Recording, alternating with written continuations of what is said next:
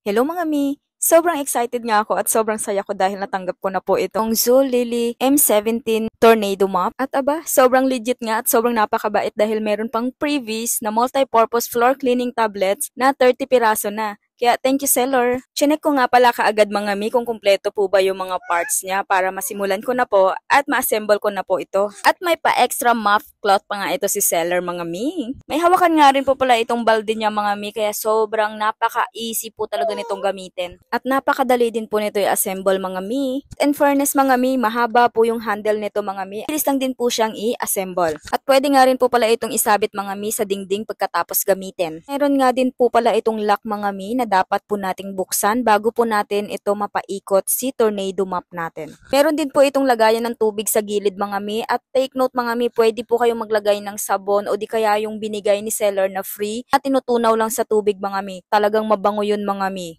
Ito na yata yung favorite kong gamit mga mi pagdating sa paglilinis. At hindi lang po sahig ang pinaggagamitan nito mga mi, pwede rin po ito sa mga pader at sa mga salamin. At ang kagandahan nito mga mi ay pwede po siyang patayuin. At meron din po itong butas sa gilid para po mag-drain ng water. Ilalagay ko po ang link nito sa yellow basket kung saan mabibili, kaya check out na mga mi!